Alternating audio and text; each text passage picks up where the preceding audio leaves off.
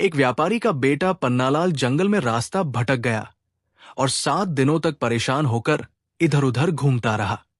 आखिरकार उसने जीने की उम्मीद भी छोड़ दी थी। तभी अचानक उसे एक अजीब दृश्य दिखाई दिया। एक अजगर एक हिरण के बच्चे की पिछली टांग पकड़कर उसे निगलने की कोशिश कर रहा था। उस पर दया खाकर पन्नालाल ने एक युक्ति से अजगर के मुंह से हिरण के बच्चे को बचा लिया। जिस पेड़ के नीचे अजगर उस हिरण के बच्चे को निगल रहा था, उस पेड़ की एक डाल अजगर के ऊपर झुकी हुई थी। पन्नालाल ने उस डाल को इस तरह से काट दिया कि वो डाल अजगर के शरीर पर जा गिरी और डाल के गिरने से उसके बोझ के कारण अजगर का शरीर कुचल गया। पीड़ा की वजह से अजगर ने अपना मुंह खोल दिया और हिरण के बच्चे को छोड़ दिया। हिरण के बच्चे ने पन्नालाल की ओर कृतज्ञतापूर्ण दृष्टि दौड़ाई और आराम से आगे बढ़ गया, मगर वो थोड़ी ही दूर जाकर वापस लौट आया। अब वो हिरण का बच्चा बार बार ऐसे ही करता रहा, थोड़ी दूर जाता और फिर वापस लौट कर आ जाता। हिरण के बच्चे को बार बार इस तरह ऐसा करते देख पन्नालाल ने सोचा कि वो बिना साथी के आगे नहीं बढ़ना चाहता है, और वह भी उसके पीछे पीछे चल पड़ा। हिरण का बच्चा पन्नालाल को उस जगह ले गया जहां फलों के पेड़ थे। पास में ही एक झरना बह रहा था। पन्नालाल कई दिनों से भूखा प्यासा था। पन्नालाल ने भर पेट फल खाए और जल पिया। तब थोड़ा एक पेड़ के नीचे लेटकर सो गया। जब पन्नालाल की आंख खुली तो उसने देखा कि हिरण का बच्चा उसके निकट ही खड़ा हुआ है। पन्नालाल को बैठते देख हिरण का बच्चा फिर से चलने लगा। पन्नालाल भी उसके पीछे हो लिया। अब जल्द ही वे दोनों एक देश की सीमा के पास पहुंच गए और पास में ही किले की दीवार भी नजर आने लगी। पन्नालाल को किले की दीवार के पास छोड़कर वो हिरण का बच्चा कहीं चला गया। अब अंधेरा भी हो चुका था। पन्नालाल ने सोचा कि कहीं किसी पेड़ के नीचे बैठकर विश्राम किया जाए, पर यह क्या? वो जहां खड़ा है वो तो एक श्मशान है।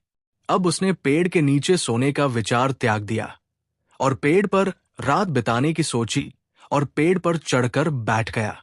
इसके दूसरे ही क्षण उसे एक भयंकर दृश्य दिखाई दिया। उसके सारे रोंगटे खड़े हो गए, क्योंकि नए गाड़े गए एक गड्ढे में से एक मनुष्य की लाश ऊपर उठने लगी। पन्नालाल चीख मारकर कांपने लगा।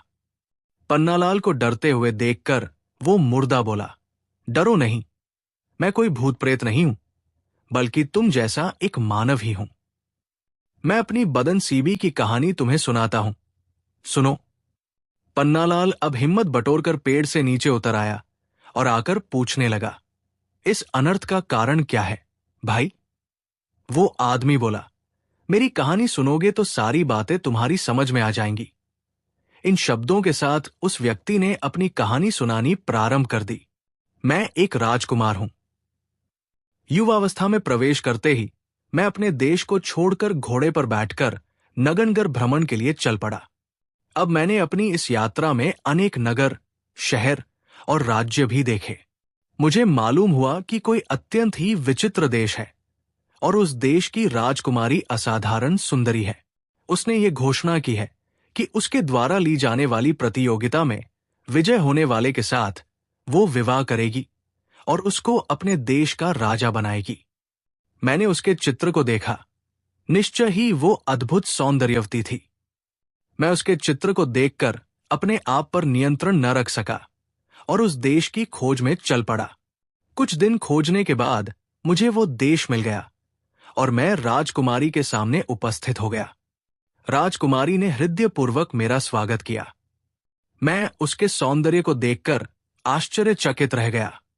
राजकुमारी ने मुझसे कहा, प्रतियोगिता में भाग लेने के लिए मेरी एक शर्त है। तुम प्रतियोगिता में हार जाओगे तो आजीवन मेरा नौकर बनकर रहना होगा। क्या यह शर्त तुम्हें स्वीकार है? मैं उसकी सादगी पर मोहित हो गया था। मैं मंत्रमुग्ध था और मैं इस शर्त को मान गया। मैंने हामी में सिर हिला दिया। राजकुमारी ने मुझे खाली पात्र दिखाया। उसने एक थैली निकाली, उसमें से 2 छोटी डिबिया निकाली। वे डिबिया इतनी छोटी थी कि उसकी हथेलियों में समा सकती थी। उसने उन डिबिया को खाली पात्र के बाजू में रख दिया।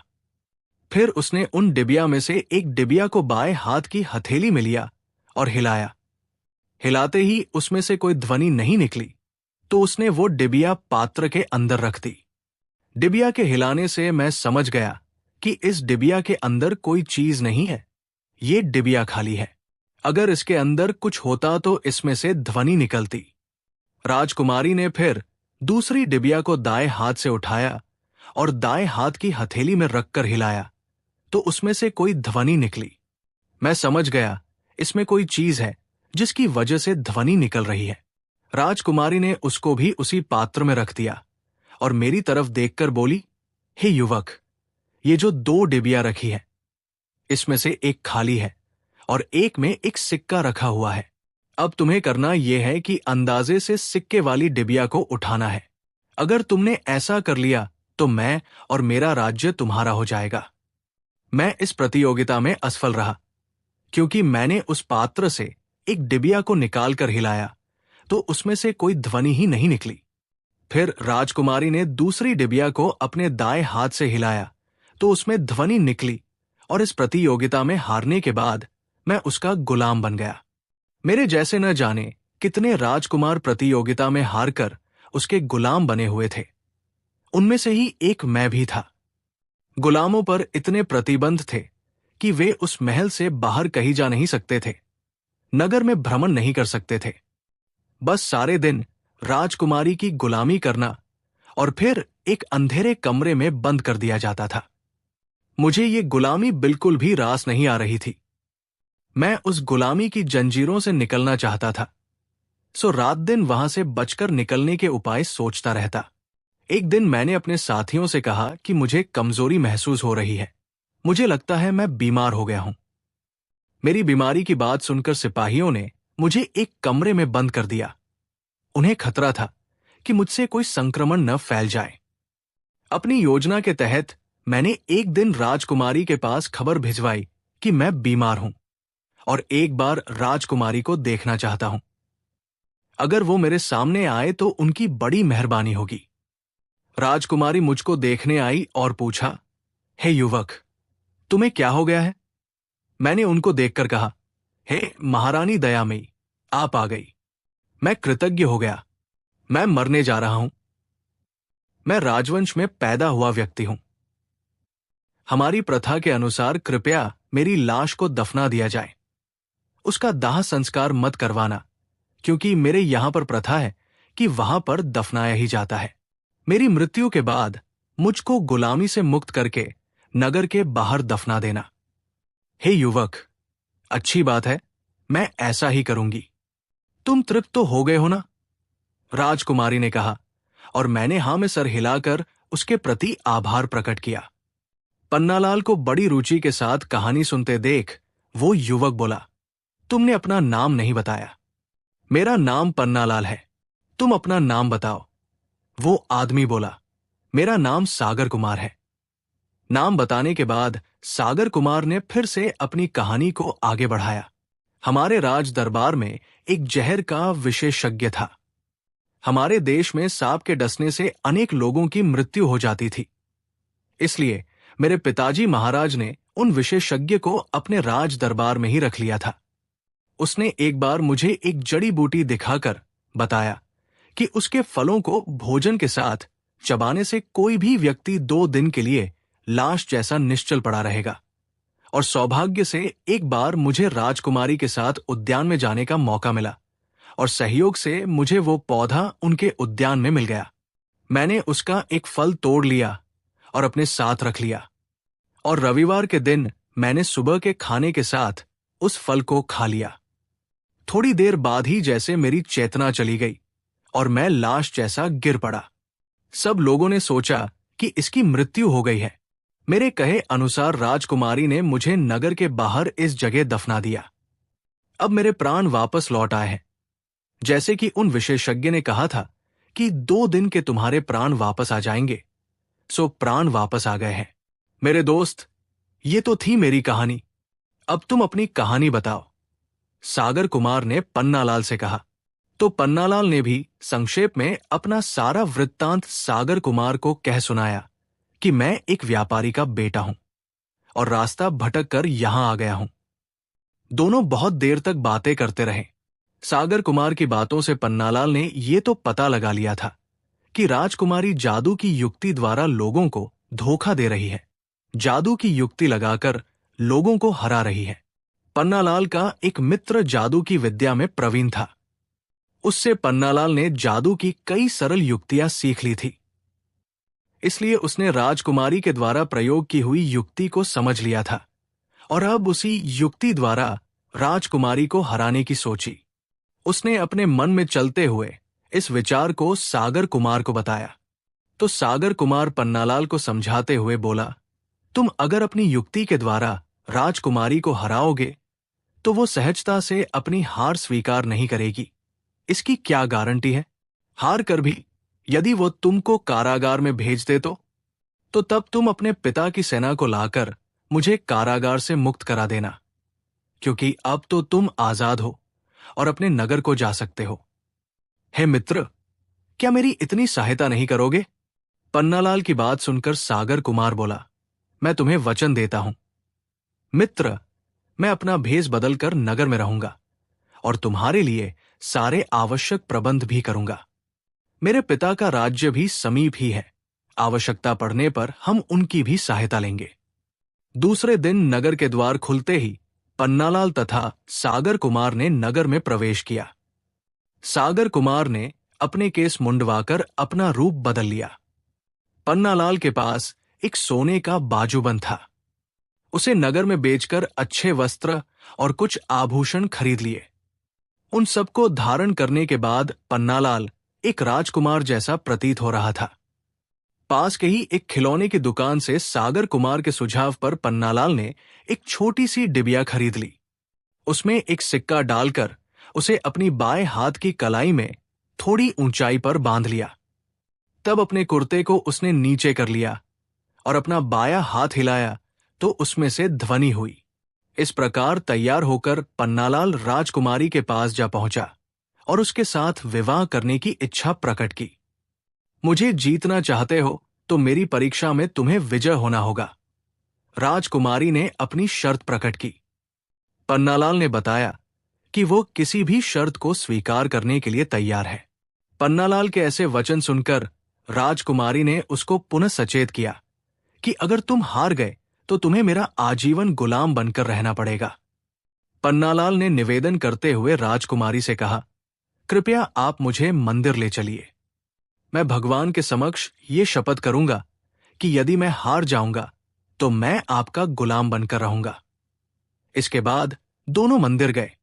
पन्नालाल ने शपथ ली और उसके बाद उन्होंने राजकुमारी से कहा कि आप भी शपथ लीजिए कि अगर मैं जीत गया तो आपको आजीवन मेरी पत्नी बनकर रहना पड़ेगा। राजकुमारी के मन में ये संदेह कदापि न था कि वो हार जाएगी, इसलिए वो शर्त मान गई और पुजारी के सामने दोनों ने शपथ ली। परीक्षा भी मंदिर में ही शुरू हुई। एक पात्र मंगवाया गया, उसमें 2 डिबिया रखी गई और पन्नालाल से कहा, इसमें से एक डिबिया निकालो, उसमें ध्वनि आनी चाहिए। अगर डिबिया में ध्वनि नहीं आई तो तुम हार कर मेरे गुलाम बनोगे। पन्नालाल ने बायां हाथ पात्र में डाला और डिबिया को उठा लिया। याद रहे दोस्तों, पन्नालाल ने अपने कुर्ते के नीचे अपने बाजू में एक डिबिया पहले से ही बांध रखी थी, जिसमें एक सिक्का डाला हुआ था।